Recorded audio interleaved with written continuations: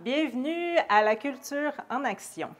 Mon nom est Isabelle Quenneville. Aujourd'hui, je suis au Carrefour culturel Paul Médéric, car aujourd'hui, samedi le 16 décembre, nous sommes en vernissage des 3 nouvelles expositions qui seront présentées cet hiver, et ce jusqu'au 17 mars. Ces 3 expositions sont Ressouvenance par Marie-Josée Lebel, Les Muses par Patricia Roby et Denis Morissette, 1930-1990, présenté par Pierre Bernier. Je vous invite à me suivre. Nous allons découvrir ces artistes et leurs expositions.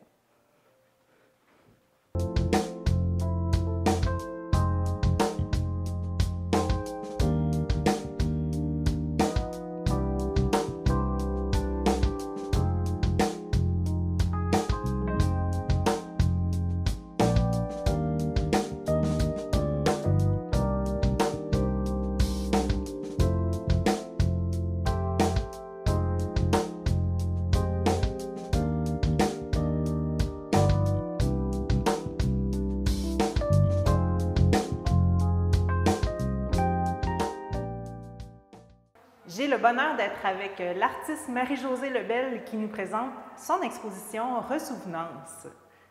Marie-Josée, bienvenue, merci. Merci de m'avoir accueillie ici, là, dans cette belle pièce, ce beau lieu. Merci d'être ici avec nous aujourd'hui, on est vraiment contents. Alors, Marie-Josée, j'aimerais que tu nous parles de ton exposition Ressouvenance. Qu'est-ce que ça signifie Ressouvenance et qu'est-ce qu'on y trouve? Ressouvenance, c'est le retour en arrière sur le passé en lien avec le patrimoine bâti. C'est vraiment quelque chose qui me préoccupe, que les bâtiments historiques ici au Québec, on en fait peu de cas. Et je me suis mis à m'intéresser à ça plus dans ma région, les Laurentides. Et là, je me suis mis à regarder aussi ailleurs et j'ai vu que c'était la même problématique. Et j'ai lu un essai de Marie-Hélène Voyer qui s'appelle « L'habitude des ruines ». Et ça m'a vraiment interpellée parce que c'était exactement ce que moi je pensais. Elle les a mis en mots. Moi, j'essaie de les mettre en images. Donc, le mot « ressouvenance » revient souvent dans son essai. Et j'ai décidé de l'utiliser pour en faire le titre de cette exposition aussi. Qui se prête bien parce que, en fait, tes œuvres... on retrouve surtout un patrimoine culturel qui est en train de s'effacer. Oui, c'est ça. Ça disparaît tranquillement pour toutes sortes de raisons. Il y a le patrimoine aussi industriel on pense des fois qu'il y a des éléments qui sont de peu d'intérêt, alors qu'au contraire, il faudrait les conserver, peut-être leur donner une deuxième vie, mais au moins conserver les murs. Donc, il y a tout ça qui est évoqué ici. Il y a certaines des œuvres aussi qui sont un peu un statement, je dirais, là, comme on peut utiliser le mot en anglais, parce qu'entre autres, il y a 3 œuvres qui parlent d'un bâtiment qui était classé historique, protégé par le gouvernement dans les Laurentides et qui a été détruit par le promoteur, semble-t-il, par erreur. Et c'était le seul exemple d'art déco qu'on avait dans la région des Laurentides. Alors, j'ai fait une petite série sur ce bâtiment-là, à l'Estérel. Bien, c'est bien, pour les garder en mémoire. Oui, c'est ça. On trouve également quelques bâtiments d'ici, Baie-Saint-Paul, il me semble. C'est ça. Alors, quand je venais présenter ce que je faisais ici, je me suis mis à regarder ce qui s'était passé ici. C'est sûr qu'il y a eu les inondations du printemps, qui a eu un impact terrible sur plusieurs bâtiments. Alors, j'en ai quelques-unes qui parlent de ces maisons-là, dont une, le gîte du clocher, je pense. Le clocheton, exactement. Donc, qui a failli être démoli, mais qu'on est en train de protéger. Okay. Alors, c'était ça. Je trouvais ça intéressant de le montrer ici. Moi, j'aimerais beaucoup que tu nous parles de ta technique, parce qu'on voit linographie, gravure, tout ça. Parle-nous un peu de ça. Alors, donc, c'est ça. Je suis dans le domaine de l'estampe. Je travaille beaucoup mes impressions soit gravure en creux ou gravure relief. Donc, alors, il y a des bois gravés, de linoléum gravé, du plexi, et il y a quelques estampes numériques. Alors, pour certains bois, certains plexis, j'ai utilisé un graveur laser qui permet de partir de l'image que j'ai travaillée et de la transporter sur cette matrice-là. Ça donne un effet complètement différent de ceux où moi j'ai gravé moi-même avec l'outil dans la matrice. Oui, absolument. Ouais. Donc, c'est essentiellement ce que je fais. Et là, dernièrement, j'ai rajouté ce qu'on appelle la réalité augmentée. Oui. C'est-à-dire que là, je crée des animations que les gens peuvent actionner avec leur téléphone cellulaire ou leur tablette. Donc, quand ils pointent vers les images qui sont identifiées dans l'exposition, l'animation démarre. Alors, ça le dit, c'est une réalité augmentée, donc c'est un ajout, ça bonifie l'expérience du public. Oui, vraiment. C'est vraiment intéressant. Moi, comme tu me l'as montré, là, puis j'ai trouvé que c'était vraiment là, un plus. Oui. C'est super. Parle-nous un peu de toi, parce que tu es une belle découverte, franchement, pour nous. Alors, on ne te connaît pas beaucoup. Toi, en tant qu'artiste, parle-nous de ton cheminement. Oui, bien moi, les arts, ça a toujours fait partie de ma vie, là, depuis que je suis toute petite. Donc, toutes mes options, là, c'était art plastique. Et j'ai même enseigné les arts pendant une vingtaine d'années. Mais ma pratique artistique a toujours continué quand même en parallèle. Okay. Là, c'est sûr que maintenant, j'ai plus de temps, c'est vraiment à temps plein. Et avant, j'étais en peinture un petit peu, mais je suis revenue à la gravure parce que dans mes études universitaires, c'est vraiment une technique que j'ai adorée. Et j'ai pu, grâce à l'Atelier de Lille à Val-David, dont je suis membre, je me suis impliquée pas mal avec eux, même au niveau du CA. Okay. Et il y a l'équipement qui me permet de faire ce que je suis en train de faire évoluer. Parce que ça prend quand même un équipement important. C'est ça. Mais je me suis quand même organisé un petit atelier avec une petite presse, mais quand j'ai des grands formats, les impressions numériques, je m'en vais là. Donc, c'est présent dans ma vie. Je suis impliquée aussi au niveau politique. Je suis devenue conseillère municipale chez moi pour pouvoir défendre la culture. Super. Donc, je suis sur les comités à la MRC. Je suis très active dans toutes sortes de rencontres pour promouvoir la culture dans ma région. Wow! Bien, ça bouge? Oui, ça bouge. C'est ça. C'est du temps plein. Ouais. J'aimerais juste également souligner là, que dans ton exposition, tu as fait une place pour une personne exceptionnelle pour toi qui suit un peu les traces tout à fait. De sa grand-mère ou peut-être d'autres personnes dans sa famille. Oui, c'est ça. Oui, bien, c'est ça. La famille, il y a beaucoup d'artistes, musique, théâtre. Donc, on est pas mal dans ces sphères-là. Mon père faisait des décors de théâtre pour une troupe à Trois-Rivières. Donc, on est pas mal artistes chez nous. C'est une famille d'artistes. Oui, c'est ça. Et ma petite fille, Élianor Terrien, qui vit à Baie-Saint-Paul, avait déjà manifesté qu'elle faisait, elle aimait ça, les arts. Puis elle m'a demandé si c'était possible d'exposer avec moi un jour. Alors, quand j'ai su que je venais ici, je lui ai dit, écoute, on parle de ressouvenance. Oui. Il faut que tu sois dans cette thématique-là. Donc, elle s'est mise à produire des œuvres et même des œuvres numériques. Okay. Donc, on a regardé les résultats et, ma foi, ça valait la peine de le montrer. Donc, je lui ai fait une petite place ici dans l'exposition pour elle. Eh bien, c'est peut-être une relève artistique ici à Baie-Saint-Paul, qui sait, là, parce que, franchement, c'est impressionnant ce qu'elle a produit comme création. Là, franchement, moi, j'aime bien, en tout cas. C'est à suivre. Oui, tout à fait. Je pense que c'est pas mal intégré, là. Elle nous le dit. Oui. Je veux devenir une artiste, je suis une artiste. Donc, je trouve ça intéressant là, de l'encourager puis Parfait. De la suivre là-dedans. Parfait. Ah, bien, on est bien heureux. Alors, pour terminer, Marie-Josée, j'aimerais que tu nous parles un peu de tes projets à venir.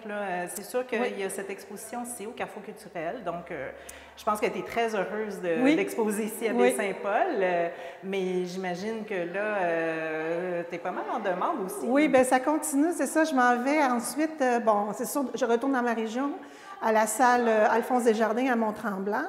Donc, de mars à juin. Donc, je vais avoir cette exposition-ci, mais avec d'autres pièces parce que la salle est vraiment immense. Là. Et donc, ça va être encore dans la thématique de la ressouvenance. Donc, je suis toujours en train d'augmenter le nombre de pièces. Puis, il va probablement avoir des livres d'artistes et de la sculpture. OK. faite à partir de mes matrices en plexi. OK.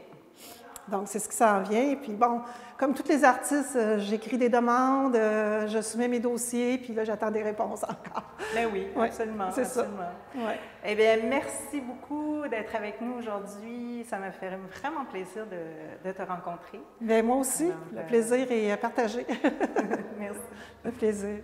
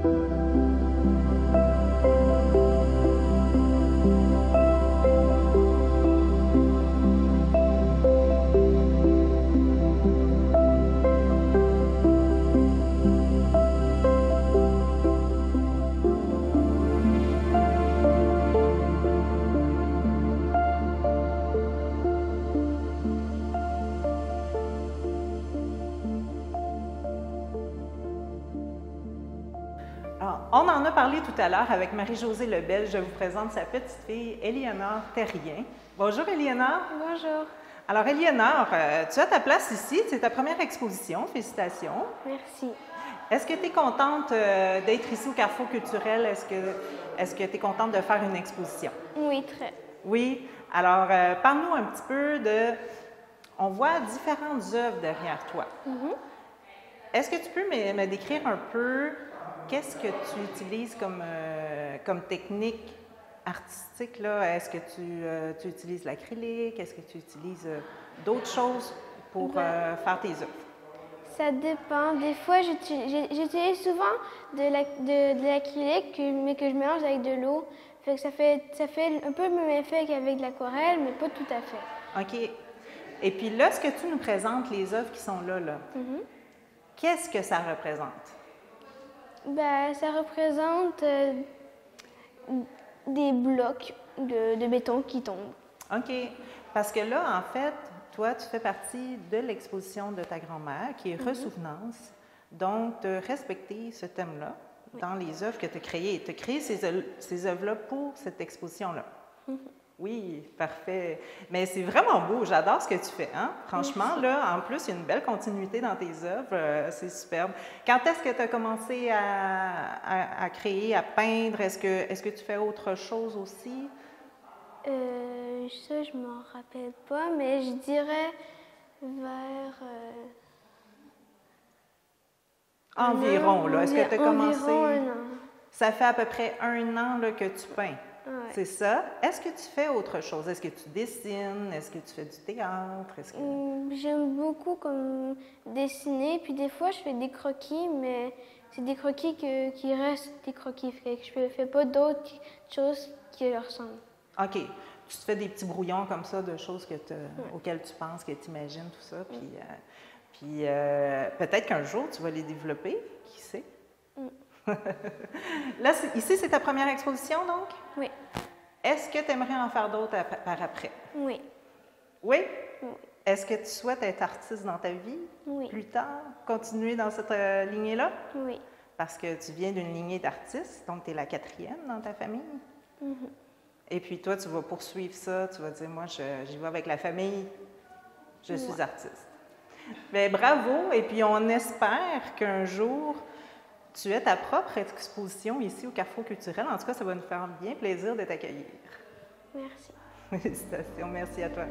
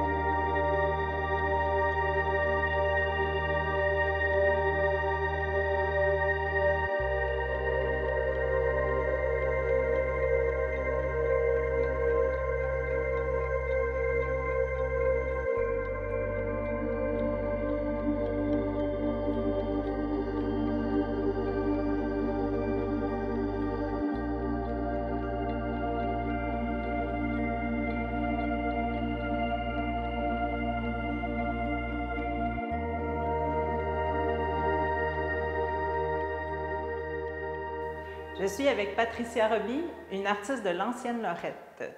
Patricia nous présente son exposition intitulée « Les Muses ». Bonjour Patricia, Bonjour. Bienvenue. Merci beaucoup, bien contente d'être là.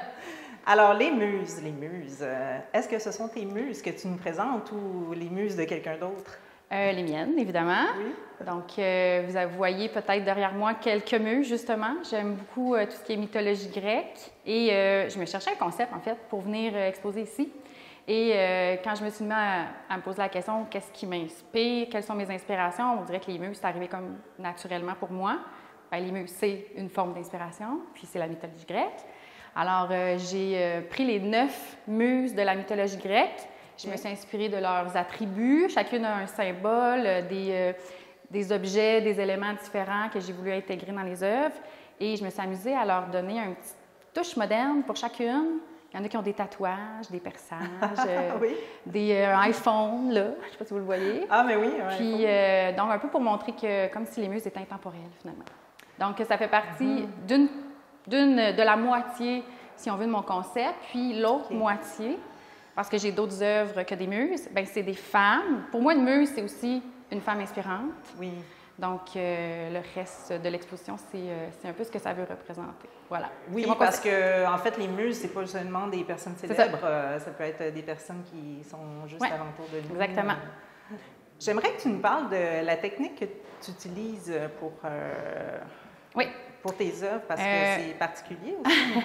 Bien, en fait, je ne sais pas pourquoi, mais moi, le portrait en noir et blanc, c'est toujours ce que j'ai le plus aimé, même en photographie. C'est quelque chose, je trouve, qui qui a comme une personnalité, une âme. Je trouve que ça dégage quelque chose de spécial que j'ai toujours aimé. Donc, c'est pour ça que tous mes portraits là, que vous allez trouver ici sont en noir et blanc. Mais j'ai essayé d'aller ajouter des petites touches de couleur. Puis, j'ai beaucoup joué avec les perles, les petites pierres, les feuilles d'or pour aller chercher une luminosité, pour les rendre vraiment rayonnantes. Puis, des formes de ronds, un peu pour évoquer la divinité, la lumière, justement. Et je fais une finition à l'époxy, encore dans le même esprit, là, de rendre ça avec de la profondeur et de la brillance. Puis, je fais vraiment cette technique-là pratiquement dans 95% de tous mes tableaux, finalement. Oui, parce que le contraste permet de vraiment là, mettre l'accent là, sur la muse même. Oui, avec un fond noir, là, justement. J'essaie de jouer avec ça, les contrastes, la lumière, la réverbération et tout ça. Exact. Ouais. Ben, c'est magnifique. Félicitations. Merci beaucoup. Beau. Merci. Moi, j'aimerais savoir, tu es de l'ancienne Lorette. Oui. C'est bien ça. Parle-nous un peu de toi, ton cheminement en tant qu'artiste, parce que tu as étudié dans les arts, mais tu n'as pas nécessairement toujours Je ne travaille pas dans les arts présentement. C'est ça? Oui. Oui, en effet, j'ai été dans les arts au cégep, mais après ça, j'ai fait un bac en enseignement du secondaire en français. En fait, moi, je suis enseignante de français au secondaire dans la vie. Donc, c'est mon passe-temps, ma passion, mon deuxième métier, si on veut. Oui. Mais c'est plutôt un passe-temps là, pour l'instant. Puis, en fait, moi, j'ai toujours, toute ma vie, fait de l'art, de la peinture, depuis quasiment que je suis née. Là. Une anecdote que ma mère me raconte tout le temps, c'est qu'elle arrive à la maison, puis il y a un avion dessiné à la craie sur un tableau, puis elle pense que c'est ma soeur qui a 5 ans qui l'a fait, mais c'était moi qui en avais 2. Juste pour donner une idée à quel point j'ai toujours dessiné toute ma vie, sans arrêt, des portraits. Je faisais mon père en portrait constamment, mes amis. Ça a fait partie de moi. C'est pour ça que j'ai été aussi étudier là-dedans au cégep. Et j'avais mis ça de côté quand même après, là, dans ma vie d'adulte, pour me consacrer à l'enseignement. Puis c'est quand je suis tombée enceinte de mon premier enfant, il y a 11 ans, où là, j'avais du temps pour moi. J'étais en retrait présentif. Puis je me suis mis à partir ma page Facebook, à faire des œuvres. Puis j'ai vu comme une demande aussi. Fait que là, ça a comme déboulé. Donc, c'est dans les derniers 10 ans où que j'ai recommencé un petit peu plus sérieusement. Puis c'est dans les derniers 2 ans où là, vraiment, je me suis inscrite à des symposiums, des expos, des événements. Donc, c'est assez récent quand même que je mets ça publiquement. Mais ça a toujours fait partie de moi, en fait. C'est comme ça que je dirais un peu mon parcours. C'était juste que le moment n'était pas le bon voilà. quand tu as fini ton collège. Exactement. Eh bien voilà, tant mieux. Oui. Parce que, en fait, tu es dans le tout début de tes expositions. Tu es sur ta lancée, comme on dit. Oui, c'est comme la dernière année et demie, 2 ans max, là, où là, j'ai comme vraiment commencé ça. Là. Parfait. Oui, sur ma lancée. Parce que, justement, parlons-en de cette lancée-là. Qu'est-ce qui s'en vient après, dans les prochaines années? Est-ce que tu as des projets? As-tu des plans? À long terme, pas tant. Là, je me laisse surfer un peu là-dessus. Mais dans les prochains mois, j'ai quand même quelques événements à venir. Le prochain, c'est en février. Tout le mois de février, j'expose pour la 3e année, finalement, au Café Europa à l'Ancienne Lorette, juste vraiment proche de chez moi. Et là, pour faire changement, je fais une collaboration avec mon fils, qui a 9 ans. Il a son nom d'artiste, c'est Edon.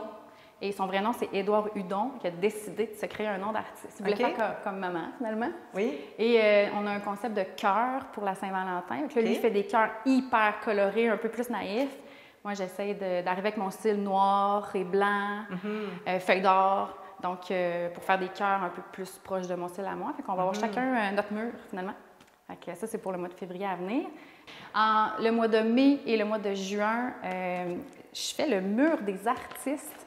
C'est un espace-galerie, finalement, à la lunetterie des Méandres. C'est à Québec aussi. Donc, c'est vraiment une lunetterie, mais il offre la chance de pouvoir promouvoir l'art. Je trouve que c'est vraiment un endroit merveilleux. Une belle visibilité. Oui, j'ai vraiment hâte de vivre ça. Ça va être vraiment agréable.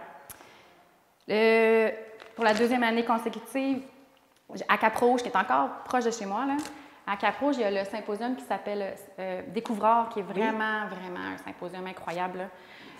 Magnifique, avec des artistes que j'ai connus là. Je suis tombée en amour là, vraiment avec ce symposium-là. Donc, je le fais pour la 2e année. C'est le 8 et 9 juin. En juillet, je fais le Salon des artistes à Montréal. C'est dans le Vieux-Montréal et c'est organisé par la Galerie Le Noir. Donc, c'est plusieurs journées cette fois-ci. C'est du 18 au 21 juillet. Donc, genre, mon kiosque, c'est à l'intérieur d'un marché. Et je vais terminer avec septembre et octobre. J'ai quand même plein de petites Ben affaires. oui, il y a plein de choses qui s'alignent. Oui, c'est ça, mais c'est comme ça s'ajoute tranquillement au fil du temps. Donc, septembre et octobre, c'est une galerie d'art au Saguenay qui s'appelle L'Art de vivre, que j'ai bien hâte aussi de découvrir et d'aller dans ce coin-là. Ouais, le Et Saguenay. qui sait, peut-être plus tard, tu reviendras avec une nouvelle exposition J'aimerais avec ça. Saint-Paul. Si vous me le permettez, je vais revenir, c'est sûr. Excellent. Patricia Roby, merci beaucoup. Alors, si on veut aller voir tes œuvres ou te contacter, c'est sur ton site web? Oui, en fait, ça va être plutôt par les réseaux sociaux. En fait, j'ai une page sur Facebook quand même active, donc je réponds au jour même tout le temps. C'est Patricia Roby Artiste. Vous pouvez me trouver facilement. Puis, vous avez, même chose sur TikTok, même chose sur Instagram. Patricia Roby, vous pouvez me trouver. Parfait. Juste à taper de Patricia Roby avec un Y et on tombe sur une de tes pages. Oui. Eh bien, venez voir les muses de Patricia Roby. Très belle exposition à voir, absolument. Merci. Merci.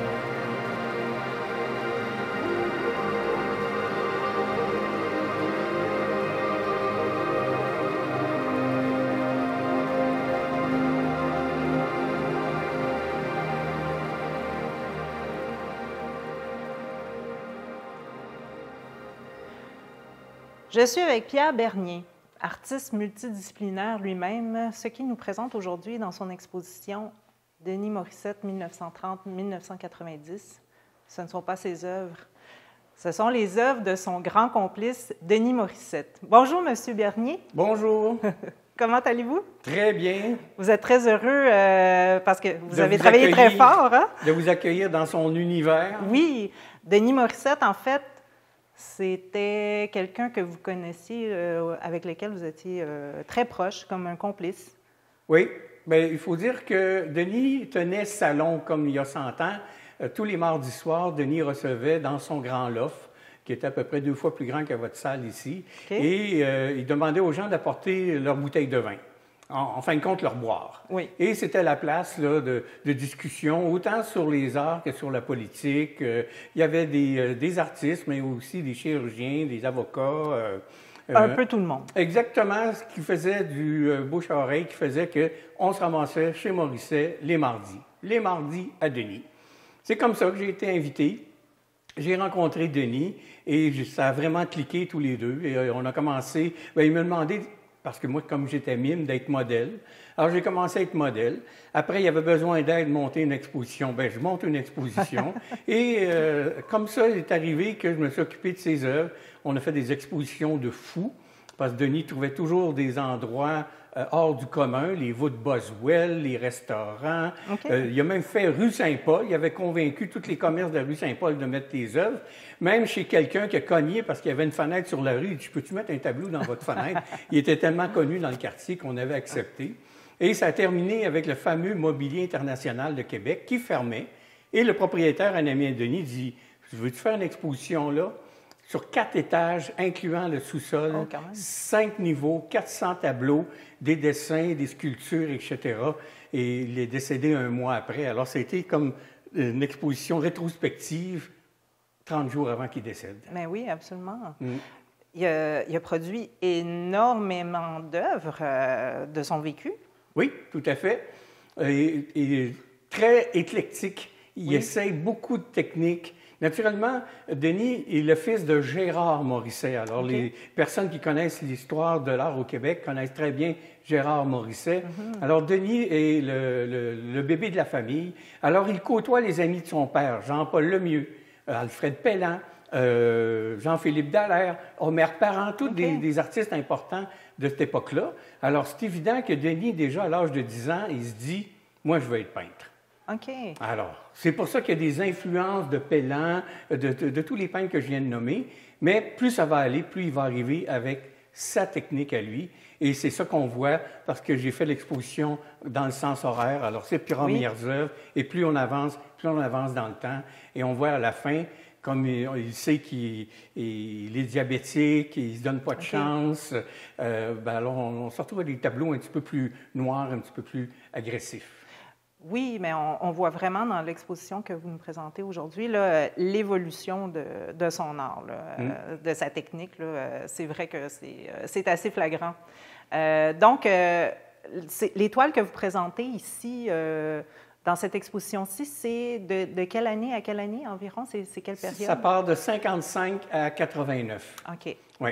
Okay. D'ailleurs, c'est là qu'hier, en faisant le montage, quand je mettais les petits cartons, les cartels, comme j'étais bien concentré, je me suis dit, il a peint de 1955 à 89, ça c'est 34 ans, et ça fait 34 ans qu'il est décédé. Okay. Ça veut dire que j'ai passé autant de temps avec ses œuvres que lui a passé en tant que peintre. Je viens toujours de prendre cette conscience-là. En tout cas, ça m'a un peu bousculé en me disant que là, ouais, c'est quelque chose. Une coïncidence ou on sait pas? Non, pas une coïncidence. C'est une coïncidence que je m'aperçois de ça, mais ça prouve que j'ai vraiment été fidèle à Denis. Ouais. Parce que moi, quand même, avec mon travail avec Robert Lepage, avec moi, avec mes spectacles de mime ou les différents spectacles que j'ai faits avec le Cirque du Soleil ou bien d'autres événements, bien, tout ça, c'est en entrepôt. Oui. Et j'ai toujours dit, quand je vais être à ma retraite, bien là, let's go.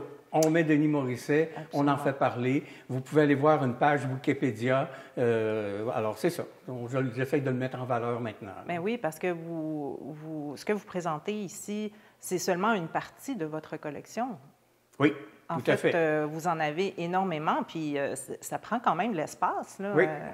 à entreposer. Puis vous l'entreposez, vous les gardez depuis plusieurs années. 34 ans. 34 ans. 34 ans avec Et ce les sont toiles, ce que j'appelle les invendus. Parce qu'il y en a Il y en avait autant plus de avant. vendus. OK. Parce que la vraie prochaine exposition que j'aimerais faire, c'est une exposition avec les œuvres qui sont chez les collectionneurs. OK. Alors ça va vraiment montrer. Et quand on voit ces œuvres-là, on reste toujours comme « Wow! » C'est pour ça qu'elles sont parties en premier. Ça ne veut pas Ouais. dire que les œuvres qui sont ici ne sont pas intéressantes. Il faut toujours trouver le tableau où la personne a l'énergie. C'est toujours comme ça que Denis comment on pourrait dire ça, fait la promotion. Il n'a pas commencé à faire des oiseaux, puis il fait des oiseaux le restant de sa vie. Ouais. Il fait différents styles. Et c'est pour ça que pour moi, des fois, j'ai des tableaux qui moi-même me disent rien. Et j'ai des personnes qui arrivent, puis il fait « Wow! Hey, là, il me fait de l'effet, là. » Puis alors, il rejoint une personnalité. OK. Alors, c'est pour ça que je trouve que toutes ces œuvres vont rejoindre différentes personnalités. Oui. À vous de venir découvrir la vôtre. Mais absolument, puis il y en a pour tous les goûts. Tout à fait. Vraiment. Eh bien, moi, en fait, je voudrais savoir quelque chose. Comment est-ce que vous êtes ramassé avec ce legs-là? Est-ce que c'est pour quelque chose en particulier? Est-ce qu'il y avait une mission par rapport à ça, justement, de...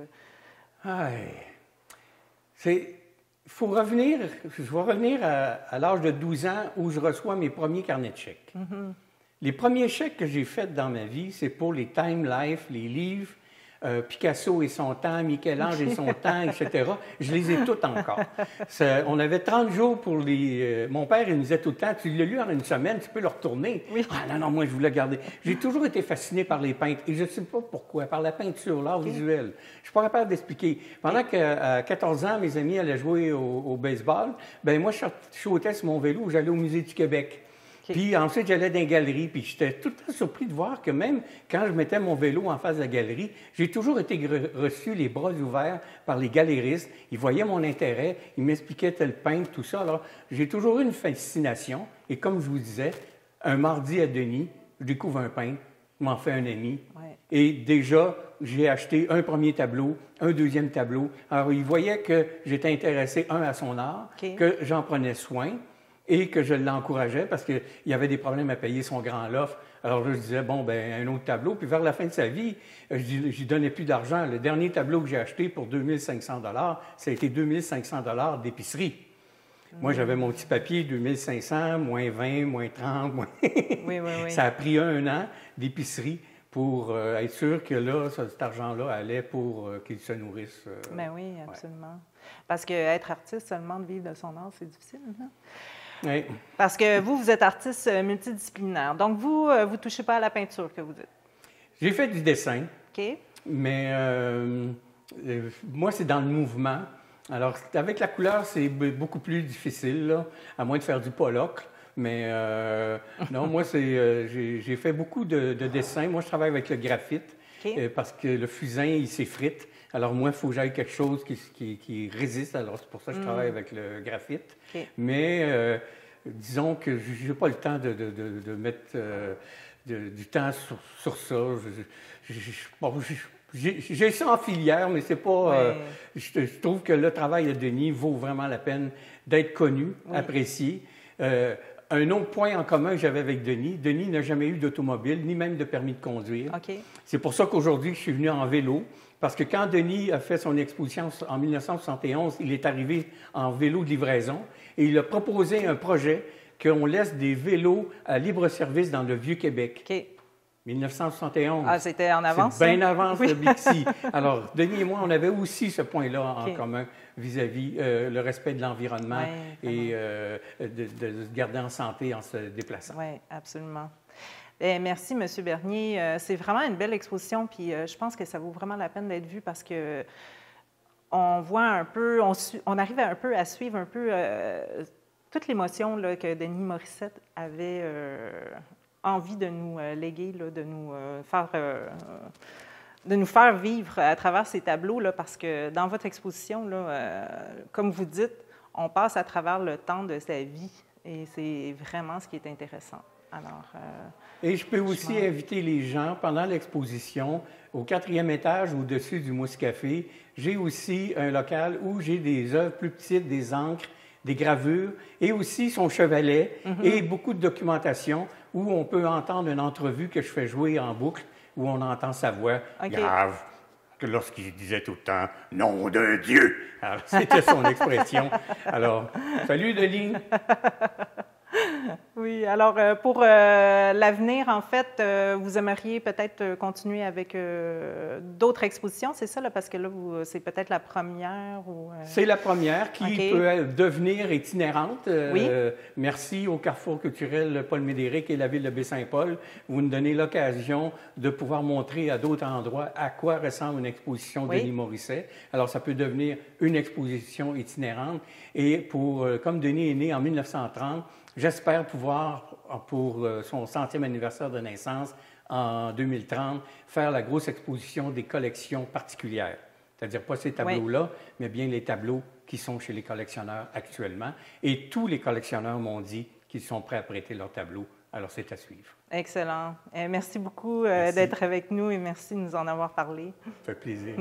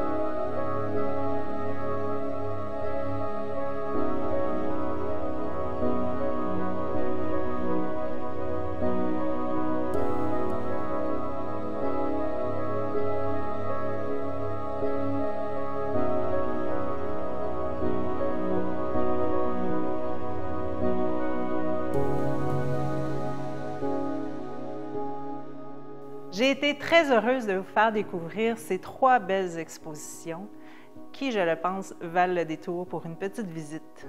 N'hésitez pas à venir nous voir au Carrefour culturel Paul Médéric. Cet hiver, nos heures d'ouverture sont du jeudi au dimanche, de 10h à 17h. Venez nous voir et nous pourrons discuter de ces belles expositions ensemble.